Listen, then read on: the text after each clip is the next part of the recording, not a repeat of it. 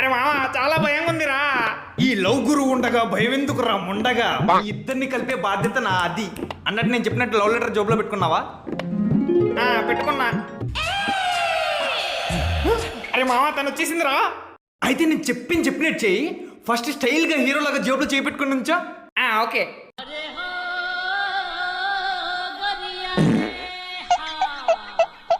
Hi చంటి, ఏంటి urgent గా రమ్మన్నావు?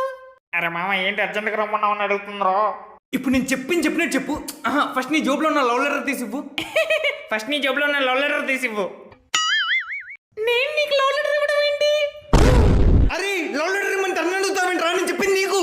లవ్ లెటర్ ఇవ్వమని తను అడుగుతావని నేను చెప్పింది నీకు. అసలు నేను ఎవరిని అడిగా? అయినా నేను నీకు లవ్ లెటర్ ఇవ్వడం ఏంటి?